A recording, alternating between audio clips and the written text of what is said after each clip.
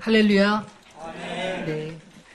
해마다 이맘때 강단 교류를 하면서 형제 교회들이 어떻게 성장하고 있는지 보고 또 함께 은혜를 나눌 수 있게 돼 얼마나 감사한지 모르겠습니다.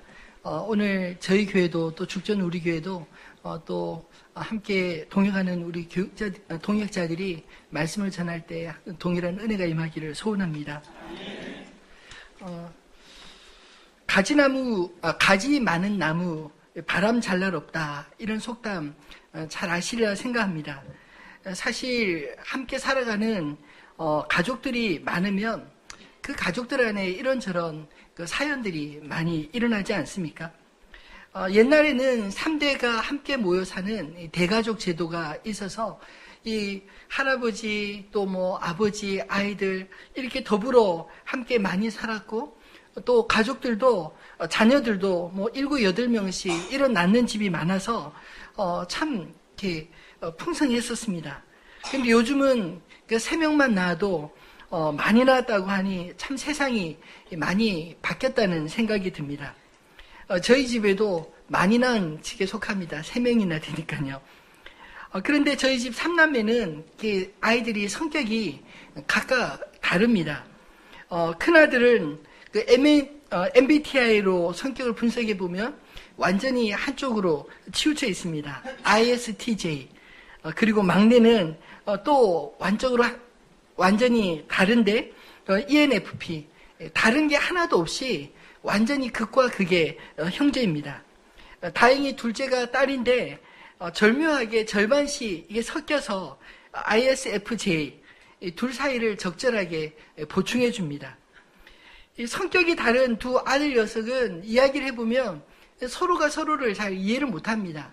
도대체 얘는 왜 이렇게 사는지 모르겠어. 아빠한테 막내를 흉을 보고 또 막내를 만나면 또 형에 대해서 형처럼 난 안 살고 싶다고 무슨 재미로 사냐고 이런 이야기를 하곤 합니다. 그런데도 참 희한한 게 아이를 키워보니까 셋 중에 하나만 없어도 집안이 조용해요. 셋이 다 모여야 사람 사는 것처럼 이렇게 왁작지껄하고 시끌시끌 합니다. 예전에 어렸을 때 제 참 잊지 못하는 추억 가운데 그렇게 서로 마치 톰과 제리처럼 서로 이렇게 앙숙인 아이들이 막내가 한 2번 정도 어렸을 때 잊어버릴 뻔한 적이 있었거든요. 제일 안타까워하면서 울면서 상훈아 울면서 온 동네를 헤매이던 아이는 그 성격이 전혀 다른 큰아들이었습니다. 형제가 좋다는 게 피는 물보다 진하다라는 말처럼 서로에게서 안정감을 찾고 내 편이라 느끼는 그런 마음이 있어서가 아닐까요? 근데 오늘 우리가 읽은 이 본문의 이야기는 요셉이 형들에게 죽을 뻔했다가 형들에 의해서 종으로 팔려간 참 기가 막힌 그런 사연을 기록한 말씀입니다. 창세기 37장 전반부는 우리가 잘 아는 것처럼 요셉이 2번의 꿈을 꾸고 그 꿈을 형들에게 자랑하는 내용이 기록되어 있지 않습니까? 근데 그 꿈 때문에 요셉은 형들에게 더욱 미움을 받았다고 이야기하고 있습니다. 오늘 본문에 보면 19절로 20절에 요셉을 바라보는 형들의 마음이 잘 표현되어 있습니다. 다시 한번 볼까요? 19절, 20절 한번 읽어보겠습니다. 서로 이르되 꿈꾸는 자가 오는도다. 자, 그를 죽여 한 구덩이에 던지고 그를 잡아먹었다 하자. 그의 꿈이 어떻게 되는지를 우리가 볼 것이니라 하는지라. 여러분, 아무리 미워도 그렇지 어떻게 형제들이, 그것도 10명이나 되는 그 형들이 한마음이 되어서 어린 동생을 이처럼 매장할 생각을 갖게 되었을까요? 본문에 보면 어쩌면 그 요셉의 그 꿈을 형들이 짓밟아 버리고 싶은 그런 열망에 가득 차 있는 모습 읽을 수 있지 않습니까? 사실 요셉에게 찾아온 불행은 그의 복잡한 가족 배경을 알지 않고는 이해할 수 없습니다. 요셉은 태어나 보니 엄마가 넷이나 되었습니다. 낳아준 엄마 라헬과 엄마의 여종이자 또 자신의 유모 역할을 했던 엄마 비라가 있었고요. 그리고 6 형들을 먼저 낳은 엄마 레아가 있었고, 또 레아의 여종이자 또 다른 엄마 실바까지, 아빠는 야곱 한 사람인데 엄마가 넷이나 되는 대가족, 배다른 11명의 형제들과 함께 살았습니다. 이런 가족 환경에서 요셉은 아버지 야곱에게 각별한 사랑을 받았던 아들이었습니다. 야곱에게 있어서 요셉이야말로 사랑하는 아내 라헬과 함께 오랫동안 기다려왔던 아들이 아닙니까? 더군다나 사랑하는 라헬이 일찍 죽고 그가 남긴 이 첫째 아들, 이 요셉에 대한 정은 야곱에게 남달랐던 것 같습니다. 아무튼 이 야곱의 유별난 요셉에 대한 사랑은 그 당시 구하기 어려웠던 채색옷, 여러 아들들 가운데 눈에 금방 띄는 그 옷을 입힌 것만 보아도 알 수가 있습니다.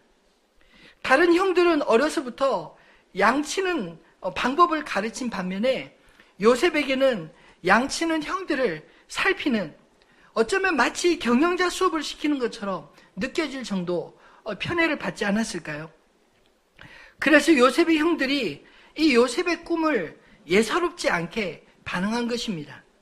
진짜 요셉을 가만히 놔두면 정말 아버지가 형제의 서열들을 다 무시하고 요셉을 후계자로 삼는 것 아닌가? 이런 긴장한 마음들이 있지 않았을까요? 그렇게 어려서부터 아버지로부터 각별한 사랑을 받고 자랐던 요셉에게 성경에 보면 어려서 뭘 모르는 우쭐한 그 특권의식이 이 요셉에게 있었던 것 같습니다.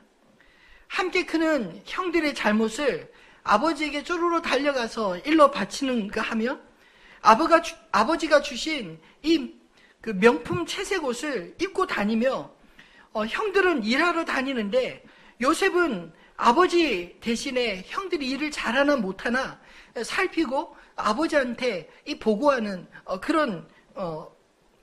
그런 것을 당연하게 여겼기 때문입니다.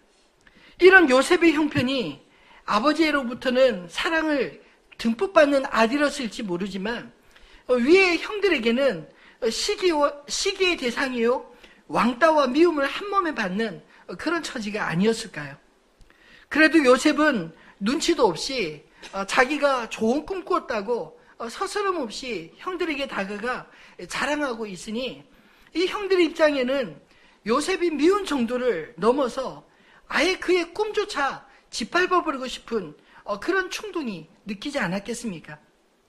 오늘 말씀은 단지 요셉이 형들에 의해서 종으로 팔려간 이야기 속에 이렇게 많은 배경의 이야기를 숨겨놓고 있습니다.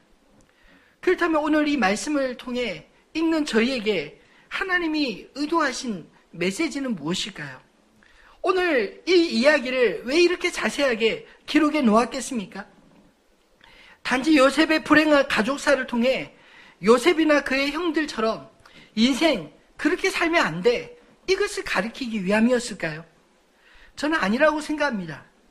우리가 뒤에 요셉의 이야기를 알고 있는 것을 전제로 볼 때 오히려 요셉이 불행할 수밖에 없었던, 요셉과 그의 가족들이 불행할 수밖에 없는 그런 처지였음에도 불구하고 하나님께서 요셉과 그의 가족들의 인생을 역전시키시는 그런 하나님의 이야기를 오늘 이 본문을 통해 우리에게 하고 싶어 하는 것 아닐까요?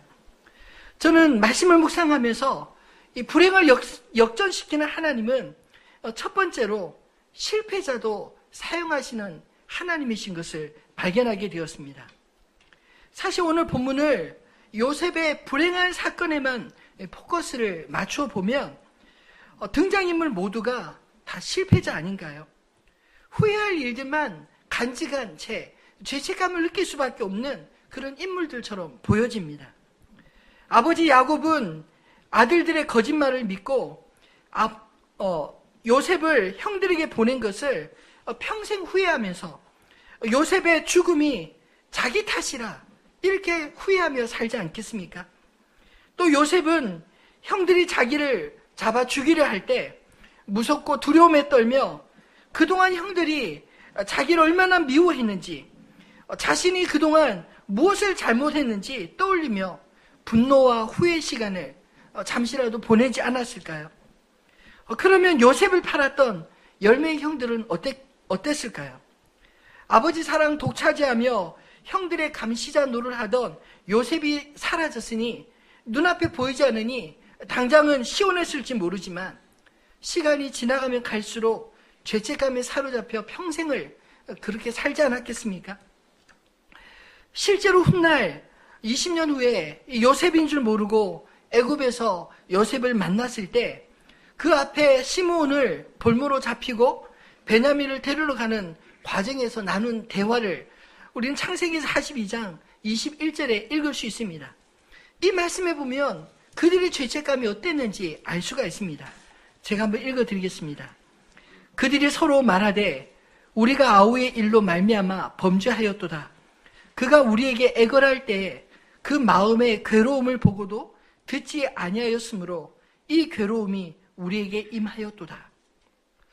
여러분, 그 요셉의 앞에서 그 형들이 요셉이 하는 자기들의 말을 알아듣지 못할 줄 알고 그 나누는 이야기 대화 속에 보면 결국 예전에 20년 전에 이 요셉을 종으로 팔아먹었던 그 사건을 떠오르면서 이것이 바로 그때의 죄를 갚는 거구나, 이런 이야기를 하고 있는 거 보면 이 20년 동안 형들이 편안하게 살았을까요? 결코 그렇지 못했으리라는 것을 우리가 알 수 있지 않습니까? 그렇다면 성경이 과연 우리 인생에 후회할 일들 돌아보고 죄책감 갖게 하기 위해 죄책감 가질 행동하지 말라고 이 말씀을 기록해 놓은 것일까요? 말씀을 계속 곱씹어 묵상하다 보니 아니라는 생각이 들었습니다. 분명 본문에서 아버지 야곱은 야곱대로 부모로서 자식을 편애했기 때문에 사랑하는 요셉을 잊게 되고 또 다른 아들들 역시 시기와 질투를 촉발시켜서 형제를 죽일 마음까지 갖게 만든 이 아버지로서 야곱은 실패자 아닙니까? 요셉은 요셉대로 아버지의 사랑 믿고 형제들을 배려하지 못한 동생, 특권의식에 사로잡혀 본의 아니게 형들에게 미움을 받는 동생으로서 저는 실패자라는 생각이 들었습니다. 그리고 요셉의 형들, 이 야곱의 아들들은 철부지 동생에게 질투해서 죽일 계획을 세울 뿐만 아니라 실제로 외국의 종으로 팔아버린 그들이야말로 나중에 아버지에게 뭐라고 이야기합니까? 악한 짐승이 해쳤다고 말하지 않습니까? 이 형들은 악한 짐승과 같은 죄를 저지르고 아버지에게는 철저하게 거짓말로 서로 알고 있는 그 죄악을 숨긴 이 아들들은 아들로서나 형들로서나 실패자들 아닌가요? 근데 성경의 이야기는 오늘 본문의 이야기로 끝나지 않습니다. 만약 하나님이 개입하시지 않았다면 분명히 모두가 피해자요, 동시에 가해자로 실패자의 역사로만 오늘 성경은 기록되고 말았겠지만 우리가 잘 알고 있는 대로 야곱은 자신의 이름을 딴 이스라엘의 조상으로 우리의 기억에 남아 있습니다. 또한 동생을 팔았던 형들이나 죽을 뻔했다가 종으로 팔려갔던 요셉이나 모두 이스라엘의 12지파의 조상들로 성경이 기록하고 있지 않습니까? 여러분, 우리 인생도 불행했던 과거에 그 한 토막만 잘라서 그것만 기억한다면 우리 인생에 발목 잡을 만한 그런 기억들이 우리 인생 중에 참 많이 있지 않을까요? 분명히 끔찍한 일들이 이 야곱의 가정에 일어났는데 어떻게 그 가정이 무너지지 않고 우리가 잘 아는 것처럼 야곱과 그의 아들들이 이스라엘의 조상들로 그렇게 기록되어 있을 수 있을까요? 여러분, 우리가 잊지 말아야 할 것은 비록 야곱과 그의 아들들이 편애와 특권의식과 질투로 번복된 삶을 살았지만 그럼에도 불구하고 하나님께서 이 야곱을 통해 이루고자 하시는, 그의 자녀들을 통해 이루고자 하시는 구속의 계획은 실패자인 그들을 통해서 죄인을 구원하시는 하나님의 선한 의지를 결코 꺾을 수 없었다는 데 있습니다. 그 하나님의 구속의 은혜가 야곱이나 그 아들들 모두 실패자가 아닌 하나님의 백성들의 12지파로 기억되게 하셨다는 것입니다. 여러분, 사실 하나님의 사람이라고는 하지만 우리 각자의 삶을 되돌아보면 너무나 불완전하고 또 너무나 참 말하기 어려운 그런 죄악된 모습들로 번복되어 있지 않습니까?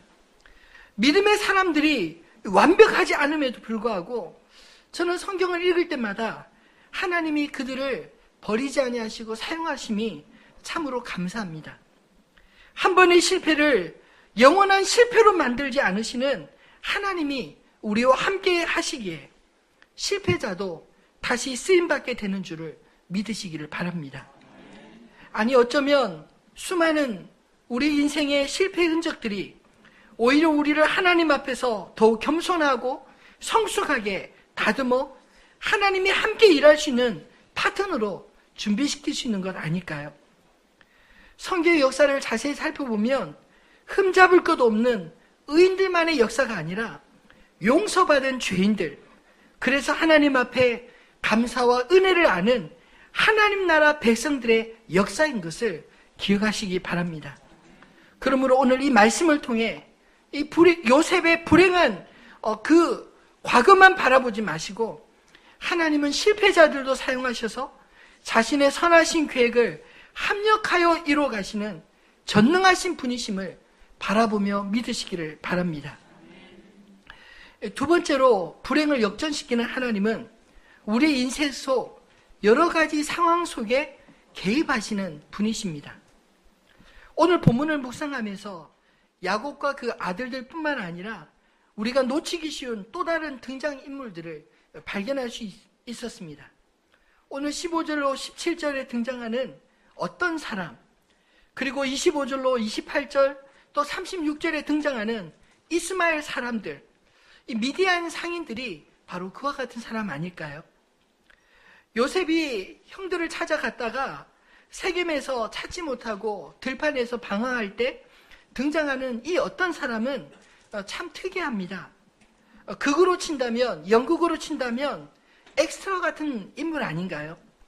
근데 본문을 자세히 살펴보면 이 사람이 요셉을 먼저 발견하고 먼저 요셉에게 물어봅니다. 누구를 찾느냐고. 그리고 또 요셉의 형들을 어떻게 알았는지 그 형들이 있는 곳까지 친절하게 알려주고 있지 않습니까? 여러분 한번 잘 생각해 보십시오. 어떻게 생각하면 마치 요셉이 만약 이 사람을 만나지 않았다면 그냥 그 세겜 들판을 방황하다 아버지에게 돌아가서 그 형들을 만나지 못했노라 이렇게 보고한다면 그 요셉이 화를 면할 수 있지 않았을까요? 이 사람을 만나는 바람에 이 요셉의 인생에 불행이 찾아온 것처럼 여러분 보여지지 않습니까? 근데 말씀을 묵상하면서 저는 반대로 성경에서 이 사람이 요셉의 인생에 개입한 것을 이처럼 자세하게 기록한 것이 어쩌면 하나님의 의도가 아닌가? 이런 생각이 문득 들었습니다. 마치 천사처럼 그 존재는 알 수 없지만 야곱이 형들에게로 찾아가고 형들에 의해 죽을 뻔하다가 종으로 팔려가는데 보이지 않는 그런 중요한 역할을 했다는 흔적으로 어떤 사람을 이야기하고 있는 것 아닐까요?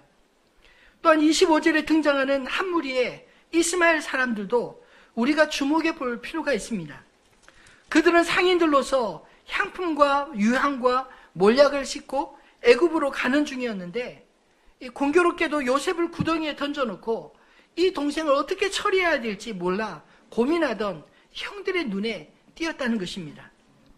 사실 야곱의 아들들 입장에는 처음에는 요셉을 죽이려고 했지만 막상 형제를 죽이는 것이 양심에 거리끼고 부담스러운 차에 유다가 형제들에게 이렇게 제안하지 않습니까? 우리 손으로 죽이는 것보다 차라리 상인들에게 노예로 팔아버린 게 어떻겠느냐. 이 제안을 형제들이 다 좋게 여긴 것입니다. 왜냐하면 자기들의 손에 피 묻혀 죽이는 것보다 차라리 우리 눈에 보이지 않게 팔아버리는 거 그게 나은 선택이라 생각했던 것 같습니다. 근데 여러분, 이 모든 과정들이 과연 우연이었을까요? 하나님께서 준비하신 시나리오가 있지 않았겠습니까?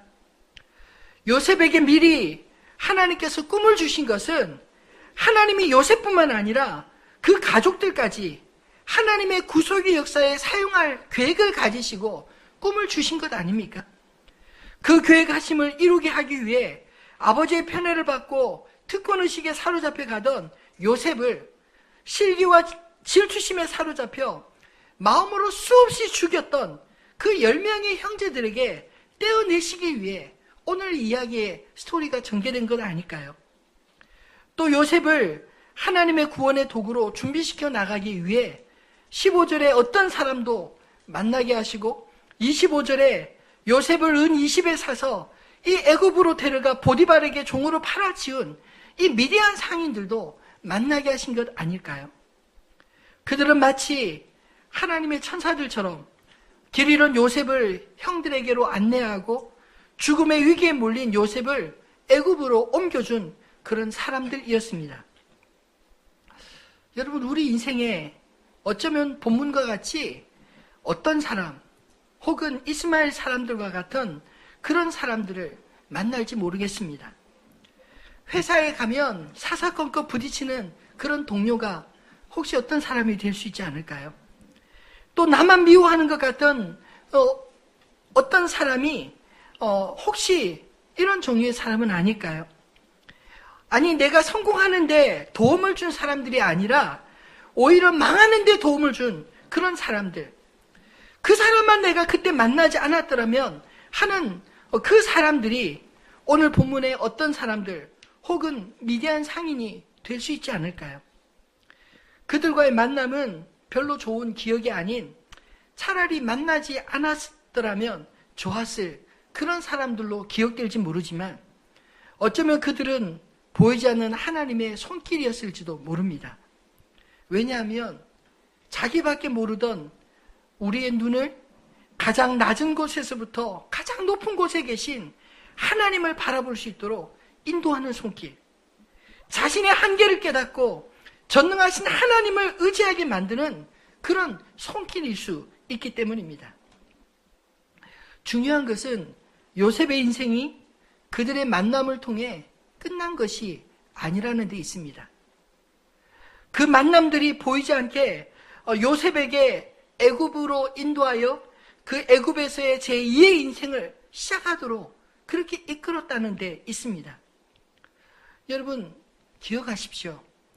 우리가 하나님 앞에 서는 그 순간, 하나님이 우리를 부르시는 그 순간까지 우리 인생에 어떤 고난이 온다 할지라도, 어떤 어려움이 있다 할지라도 내 인생이 다 산 것이 아니라는 그 사실을 기억하시기 바랍니다. 비록 우리가 예측할 수 없는 인생길, 아직 살아보지 않은 내일이 낯설고 두려울지 모르지만 오히려 그 어려움들이 하나님을 경험하는 새로운 삶으로 받아들인다면 하나님은 나의 불행을 얼마든지 역전시킬 수 있는 전능하신 하나님이심을 믿으시기 바랍니다. 말씀을 맺겠습니다. 여러분, 하나님은 우리의 실패를 성공으로, 우리의 끝을 시작으로 바꾸시는 분, 마치 죽음을 부활로 바꾸시는 전능하신 하나님이심을 믿으시기 바랍니다. 사실 오늘 본문의 요셉은 죽은 자와 같지 않습니까? 요셉에 대한 형들의 기억은 창세기 37장의 끝인 것처럼 보입니다. 아버지 야곱에게 요셉의 기억은 그 아들들이 가져다 준 요셉의 피 묻은 채색 옷을 보고 죽었다고 여겨서 가슴에 묻어버렸지만 성경의 요셉의 인생은 이 창세기 37장으로 끝나지 않았습니다. 동생을 파렴치하게 노예로 팔아치운 형들에게 요셉은 이미 죽은 자 아닌가요? 아버지 야곱에게 있어서 아들들에게 속았을 때 이 야곱에게 요셉은 이미 죽은 자였습니다. 그러나 요셉을 죽은 자로 기억하며 살아가던 그들에게 다시 만나게 되는 20년 후 요셉의 모습은 어땠을까요? 마치 죽은 자가 다시 살아나서 자기들 앞에 있는 것 같이 믿을 수 없는 그런 광경 아니겠습니까? 하나님은 요셉의 인생에, 그리고 그를 잊고 지내던 가족들에게 이처럼 극적인 만남을 준비하고 계십니다. 우리 인생이 하나님 안에 있을 때, 그를 의지하고 하나님이 함께 할 수 있는 사람이 될 때, 우리 안에 이런 놀라운 일들, 하나님 안에 일어날 수 있음을 믿으시기 바랍니다. 우리 인생에 갑자기 찾아온 불행, 죽음과도 같은 순간들은 어쩌면 이제껏 땅만 바라보며 살아가던 나의 눈을 들어서 하나님을 바라보며 살아가도록 인도하시는 주님의 손길일 수도 있음을 깨닫게 되기를 바랍니다. 다메섹 도상에서 하나님을 만났을 때 사도 바울의 눈에 벗겨진 비늘 같은 것이 우리 눈에도 벗겨지게 되기를 바랍니다. 바울은 하나님을 만났을 때 그의 인생의 가치가 완전히 바뀌지 않았습니까? 고린도전서 15장 31절에 보면 사도 바울은 자신의 인생의 변화를 이렇게 고백합니다. 형제들아, 내가 그리스도 예수 우리 주 안에서 가진 바 너희에 대한 나의 자랑을 두고 단언하노니 나는 날마다 죽노라. 여러분, 바울의 이 고백은 나는 날마다 죽고 싶다가 아닙니다. 그리스도와 함께 죽음으로써 나는 날마다 다시 사는 법을 배웠다. 이런 고백이 아닐까요? 아마도 요셉이 형들에 의해 생사의 갈림길에서 죽음을 경험하고 종으로 팔려가지 않았더라면 여전히 요셉은 부잣집 철부지의 삶, 자기밖에 모르는 이기적인 모습을 그는 결코 벗어나지 못했을지도 모릅니다.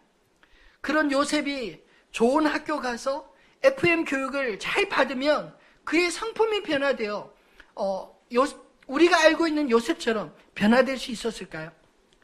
하나님이 요셉을 변화시키신 방법은 요셉이 결코 원하지 않은 곳에서, 원하지 않았던 사람들 속에서, 원하지 않았던 일들을 함으로써 자신의 생각과 의지가 꺾이는 그곳에서 하나님을 찾고 또 하나님을 만나고 하나님의 은혜로 살아가는 법을 배웠기에 가능한 변화들이 아니었을까요?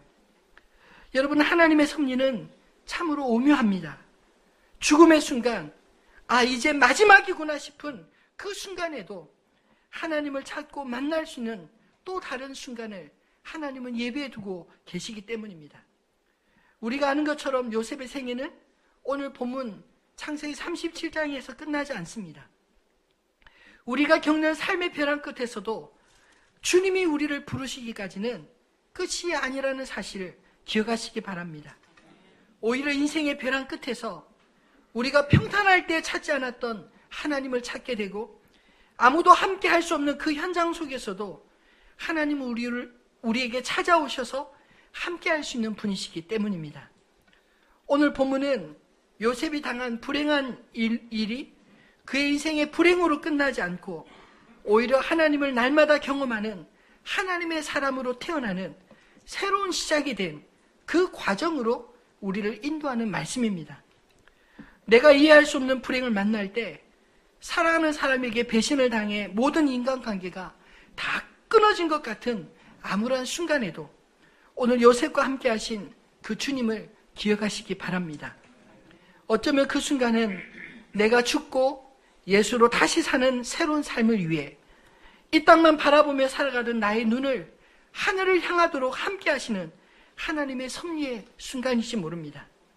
그러므로 내 인생의 가장 어려운 순간조차 하나님의 손으로 사용할 수 있는 주님 안에서 나의 죽음이 내 안에 주님이 주인 되어 살아나는 은혜, 다시 살아가는 능력을 얻게 되시기를 주님의 이름으로 축원합니다. 오늘 주신 이 말씀 기억하면서 우리들의 찬양 8장에 날이 저물어 갈 때 이 찬양 가사를 묵상하며 함께 찬양하겠습니다.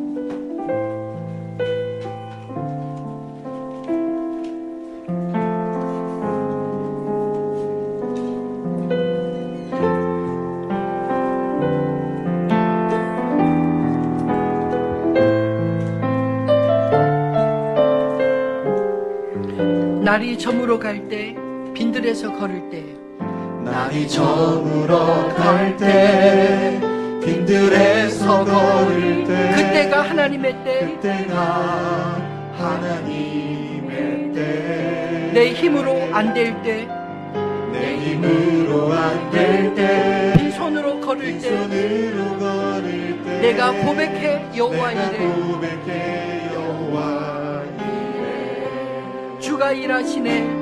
주가 일하시네 주가 일하시네. 주가 일하시네 주께 아끼지 않는 자에게, 아끼지 않는 자에게 주가 일하시네. 주가 일하시네. 주가 일하시네 주가 일하시네 신뢰하며 걷는 자에게. 신뢰하며 걷는 자에게 다시 한번 부르겠습니다. 날이 저물어 갈 때, 날이 저물어 갈 때 빈들에서 걸을 때, 빈들에서 걸을 때 그때가 하나님의 때, 그때가 하나님의 때 내 힘으로 안 될 때, 내 힘으로 안 될 때 빈손으로 걸을 때, 빈손으로 걸을 때 내가 고백해 여호와 내가 이래. 고백해 여호와 이래 주가 일하시네.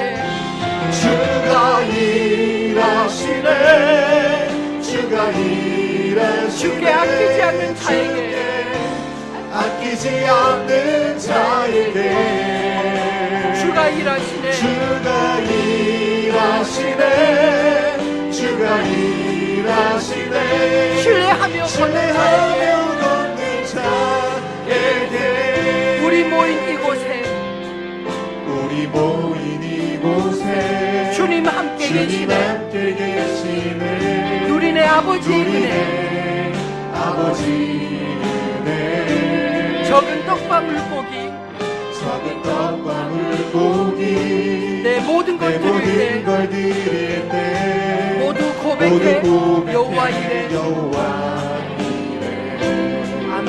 주가 일하시네. 주가 일하시네 주가 일하시네 주께 아끼지 않는 자에게 주가 일하시네. 주가 일하시네 주가 일하시네 신뢰하며 걷는 자에게 주가 일하시네. 주가 일하시네. 주가 일하시네 주가 일하시네 주께 아끼지 않는 자에게 주가 일하시네. 주가 일하시네 주가 일하시네 신뢰하며 걷는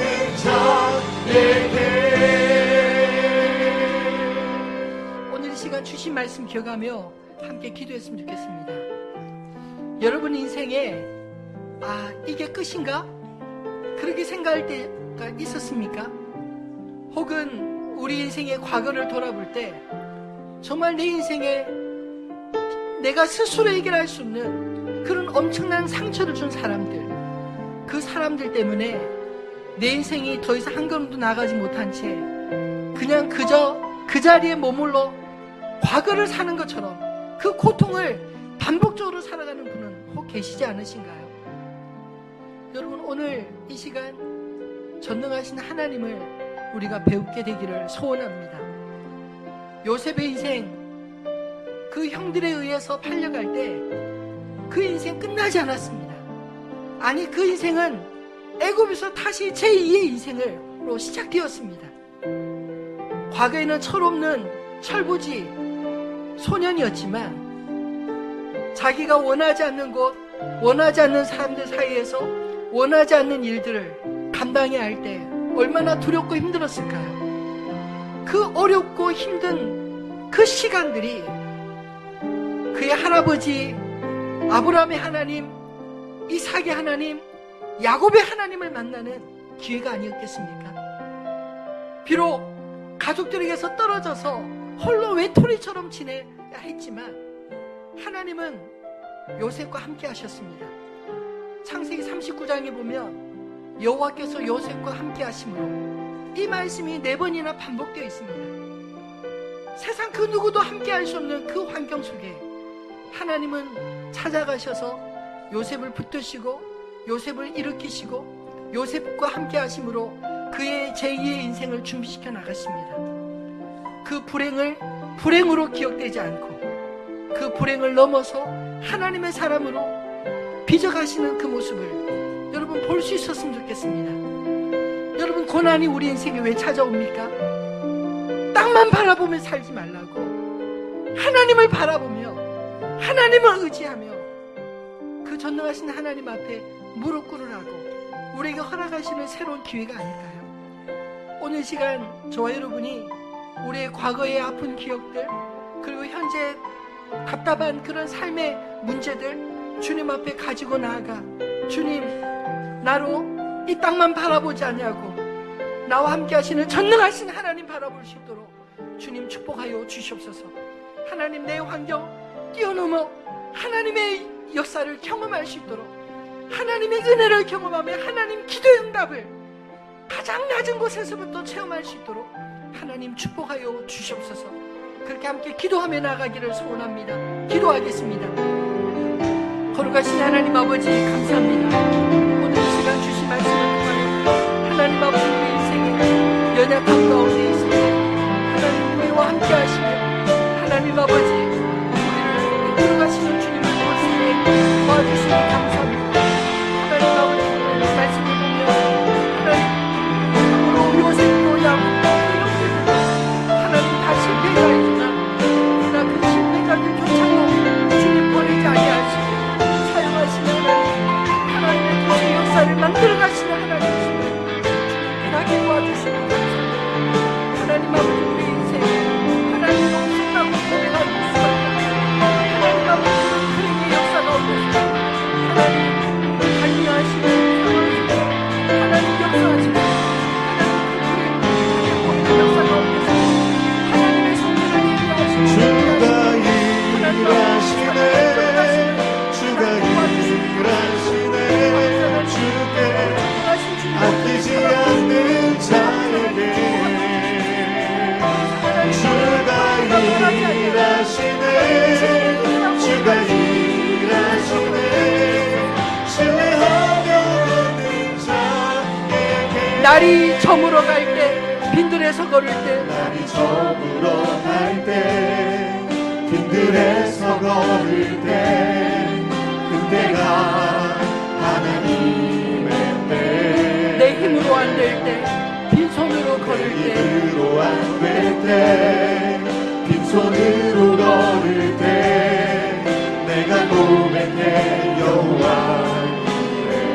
주가 일하시네, 주가 일하시네, 주가 일하시네, 주께 아끼지 않는 자에게, 아끼지 않는 자에게 주가 일하시네, 주가 일하시네, 주가 일하시네, 신뢰하며 걷는 자에게, 신뢰하며 걷는 다 같이 자리에서 일어나서 찬양하겠습니다. 주가 일하시네, 주가 일하시네, 주가 일하시네, 주께 아끼지 않는 자에게, 아끼지 않는 자에게 주가 일하시네, 주가 일하시네, 주가 일하시네, 신뢰하며 걷는 자에게. 하나님 아버지, 우리 인생 중에 기억하고 싶지 않는 불행했던 과거들, 그 과거가 우리 인생을 붙잡고 한 발자국도 더 나가지 못하도록 하나님 우리 인생을 불행하다 그렇게 생각하게 만들지 않았는지요. 하나님, 오늘 요셉의 이야기를 통해 우리 인생을 풀어가시는 하나님을 볼 수 있는 믿음의 안목이 열려지기를 소원합니다. 비록 허물 많고 죄인들이, 실패자들인 야곱과 요셉과 그 형제들까지 하나님께서 실패자로 만들지 아니하시고 오히려 합력하여 선을 이뤄가시는 하나님의 구속의 역사를 새롭게 만들어 가시는 줄을 성경을 통하여 깨닫기를 소원합니다. 하나님, 우리가 기억하는 야곱이 이스라엘의 조상이 되고 그 아들들이 12지파가 된 것을 하나님 잊지 않게 도와주시옵시고, 하나님, 지금의 불행이 더 이상 불행이 되지 않도록 이끌어 가시는 하나님을